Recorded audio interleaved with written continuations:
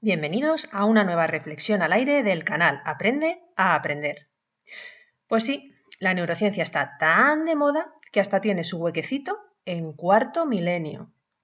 El domingo pasado, Iker Jiménez y el doctor Manuel Martín Loeches, catedrático de psicobiología y responsable de neurociencia cognitiva de la Universidad Complutense de Madrid y el Instituto de Salud Carlos III, presentaban el caso del boxeador venezolano conocido como el Inca Valero. Os cuento la historia de este boxeador. Su nombre era Edwin Antonio Valero Vivas. Como os decía, era venezolano, nacido en 1981, también conocido como el Inca Valero. Fue un boxeador profesional que conquistó los títulos mundiales de peso superpluma de la Asociación Mundial de Boxeo y peso ligero del Consejo Mundial de Boxeo. Consiguió 18 victorias consecutivas por nocaut en el primer asalto y en su carrera profesional ganaría un total de 27 peleas, todas por KO. ¿Y qué tiene de especial este boxeador para que sea objeto de una reflexión al aire? Ojalá lo contara yo también como lo cuenta Iker, pero bueno, intentaré resumir la historia. Resulta que este boxeador era muy temido por sus adversarios, por su enorme agresividad y porque aparentemente no tenía miedo a nada. Incluso hay quien decía que llegó un momento en que dejó de protegerse de los golpes de los otros adversarios, como si no le afectasen, incluso como si encontrara placer en los golpes del contrario. Y parece ser que eso está relacionado, esa falta de miedo, que espero que ya estéis pensando en una estructura cerebral que podría estar relacionada con esto, parece que se inició, como os decía, por un accidente de tráfico en el que el Inca Valero se fracturó el cráneo. Él iba en moto y no llevaba el casco y, como os decía, pues sufrió un accidente, se lo llevó por delante un coche y a partir de ahí comenzaría esta historia. Iker le preguntaba al doctor Manuel Martín Loeches qué zona del cerebro podría tener afectada el Inca Valero para exhibir ese tipo de comportamiento. Y el doctor Martín Loeches lo que explicaba es que probablemente se hubiese dañado los lóbulos temporales. Además explicaba muy bien que podía haber sufrido el golpe en un lóbulo temporal de un lado, pero por el movimiento que experimenta el cerebro de un lado a otro, se podía haber golpeado con el lado contrario del cráneo y también haberse lesionado en el lado contralateral. Es decir, incluso esa lesión del lado contralateral podía ser más grave que la del mismo lado del impacto, ¿no? El caso es que en la profundidad de ese lóbulo temporal se encuentran las amígdalas cerebrales. Recordad que hay dos, ¿no?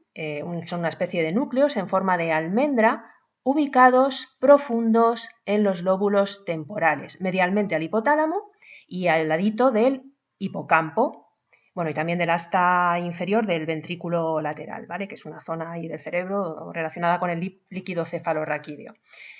Bueno, pues la teoría del doctor, como os decía, es que estaban dañados esos lóbulos temporales, con la amígdala incluida, y que incluso eso se podía haber producido antes del accidente, debido a los golpes y los traumas repetidos, porque este chaval llevaba boxeando desde los 12 años. Y es una cosa que ocurre muchas veces en los boxeadores, ese tipo de daño cerebral por los traumatismos repetidos.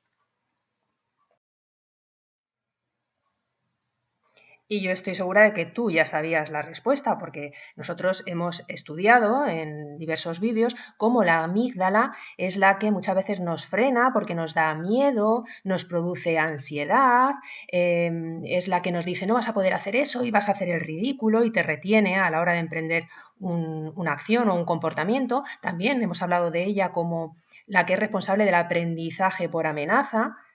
Luego es lógico que si esta estructura se lesiona, el Inca Valero no tuviese miedo a nada. Pero además el doctor Martín Loeches explicaba otra cosa muy interesante sobre un experimento que se llevó a cabo en monos y yo creo que hemos comentado en alguna ocasión. Gracias a este experimento con monos se definió el síndrome de Kluver-Bucy, que recibe el nombre de los doctores que lo descubrieron, Heinrich Kluver y Paul Bucci. ¿Qué hicieron estos doctores? Retiraron los lóbulos temporales de ambos lados en monos rhesus en un intento de determinar su función. Es decir, vamos a quitar los lóbulos temporales y viendo qué empieza a fallar, sabemos qué es lo que hacen esos lóbulos temporales.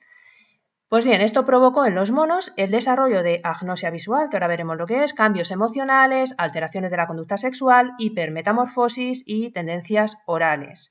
¿Qué es eso, como os decía, de la agnosia visual? Es que aunque los monos podían ver, eran incapaces de reconocer incluso los objetos que previamente les eran familiares. Y claro, tampoco sabían para qué servían, sabían utilizarlos. En lugar de examinar entonces ese ambiente con los ojos, parecían examinarlo con la boca. Es lo que os decía antes de las tendencias orales. Y desarrollaban el deseo de explorarlo todo. Eso es lo que se conoce como hipermetamorfosis.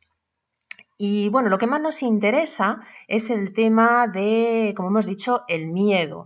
Dejadme un segundo que estoy leyendo para encontrar la parte que me interesa. Aquí está. También los monos tenían menos miedo de cosas que les habrían infundido pánico de forma instintiva en su estado natural, como por ejemplo los humanos o las serpientes. Incluso tras ser atacados por una serpiente, seguían aproximándose a ella de buena gana. A este tipo de cambio se le llamó apacibilidad.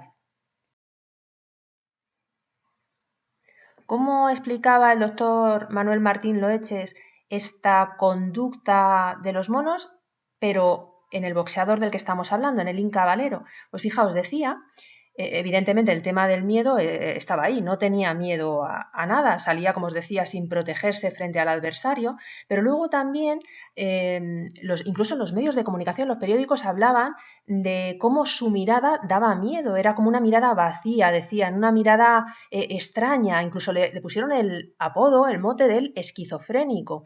Tal vez esa mirada vacía se relacione con lo que decíamos antes, ¿no? Esa agnosia, esa falta de reconocimiento de lo que veía, ¿no? Por eso esa mirada tan extraña, intentando reconocer el entorno, pero de algún modo sin reconocerlo del todo. Y más cosas, la oralidad, esa tendencia de llevarse objetos a la boca, fijaos cómo explicaba el doctor este tema, relacionándolo con esas tendencias al abuso de drogas y de alcohol que era conocido de este boxeador.